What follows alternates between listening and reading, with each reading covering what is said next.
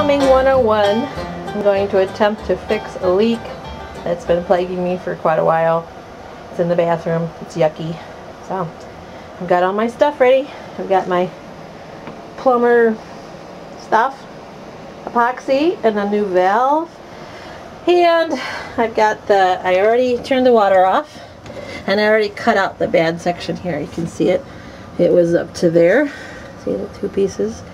I can't hardly say they were right there. So I cut them already, and I have something to catch the water, because there's always a little bit of water even when you turn the water off. So this is the problem right here. It's leaking, and I tried to put the Mighty Putty on it, and that didn't work. So it's been leaking, and I'm just tired of it. It's a real slow leak, but still, it's annoying. So because this little brass fitting is here, and there's this flexible thing here, which is very nice, kind of expensive, I'm gonna have to put a new plug here, and then a little piece of pipe, and then a valve, and then couple it into there. Plumbing stuff is remarkably cheap. I mean, this little dude was only like, I don't know, 50 cents or something like that. And a little piece like that little valve was only like $2 and stuff like that. So it's really not very expensive. So when you make like a mistake after mistake after mistake, which we did, it really won't kill you. Anyways. Okay, this is not how to make repairs with your plumbing. It's like, you don't really need to keep like adding a whole bunch of parts and stuff like that. And then Mighty Putty is not a good option. I know the guy screams and tells you that it works, but I'm telling you right now, it doesn't work. And it looks really stupid too. So don't let your plumbing look like this. Okay, this is what's going to plug. It's going to screw into this little thing right here, real tight. And one of the things you're going to learn with plumbing is that everything is male and female. And I really think that there should be an industry standard so that male connections are blue and female connections are pink. Don't you think that would be smart? Then you would be able to look at things and go, oh, that's a female, that's a male, right away. And so when you go to the hardware store, you can just say, I'd like a blue one, and I'd like a pink one, and I'd like a blue one. It'd be a lot easier, don't you think? Anyways, these are called ratcheting squeezer cutter thingies. And see how well they cut pipe? They just cut it right away. And just keep cutting it, blink, like that. Okay, another piece go. Okay, now this is the primer. It's really yucky. Can you see it? Mm-hmm. And it's like, you use it to prime your piece of pipe before you stick the two pieces together. Now I'm going to stick this pipe into this little nozzle thing right here. Can you see it? And then I'm going to stick that into the valve, and then I'm going to stick this on this other end over here, and I'm going to stick this here. So I've got a lot to prime.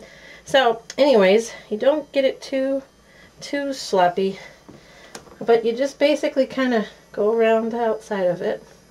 It's real pretty purple, and you put a towel down or something because it just makes a mess. And you coat both sides. You let that sit for a moment or so, and then you shouldn't really let it touch anything. I'll let it sit right there. And then you gotta coat the inside of this one and all that, because it's like the inside of the little coupler there. And like I said, make sure you put a towel down or something because they're nasty. And then I'm gonna coat this one. If you can see that. The point of it is to make it a really good contact for your epoxy, or else it won't work. Here's this little thing too. I'll put a little bit in there. And then last but not least, this little joint here. It's already had some on it before, but if it's old, you want to put new stuff on it. And then, where did my valve go? Here it is. There's my valve. Got to do the insides of the valves too, because you don't want to have any issues. Okay, so once that's all done and nice and pretty and yucky, then you cap this up because we've spilled it and it's nasty. I'll get that out of the way. And now you're going to take the epoxy part. I think it's always sold in sets because it doesn't make sense to have one or the other. It does get old. Sometimes I wouldn't buy the industrial size unless you just really wanted to do a lot of plumbing. And it's kind of goopy, so kind of make sure you don't get it everywhere because it's goopy. So anyways, I like to just work a little bit at a time. So like I'll do the first part of this one here and I'll let it set just for a moment or two. And then here's the other side here. And you really should put a little bit on the inside of that one too. Forgot. There. And then you just slowly kind of put them together. We learned that you shouldn't push real hard because what happens is it kind of puts the cement comes out.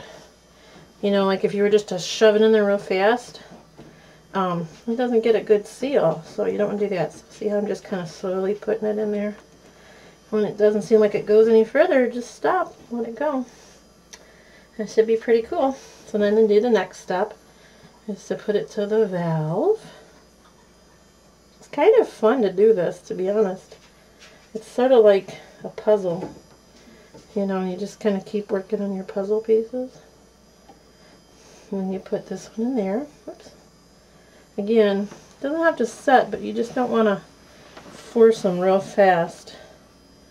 And then all you do is sort of push the epoxy out of the way. There, see? It's pretty good. I like to leave enough space there so if I have to cut it, I can cut it really short and then put another piece in there if I have to. So if you cut it too short, you're kind of in trouble. So now, I'll do the next step. It's just going to be my little piece here. And then I got to take this little dude here. It's kind of hard to do. My faithful home improvement friend Maggie is filming for me. So then you put that one in there. See how slowly I'm just kind of, don't push it too hard. Just kind of make sure it's in there. It's strong stuff. I mean, it's already setting up pretty fast.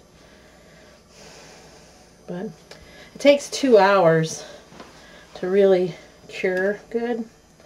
And I suggest you should let it do that because we ran into some trouble getting a little too, you know, what's the right word, Maggie?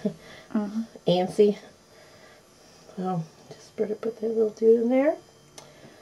Nice and strong. Okay, and we're almost done.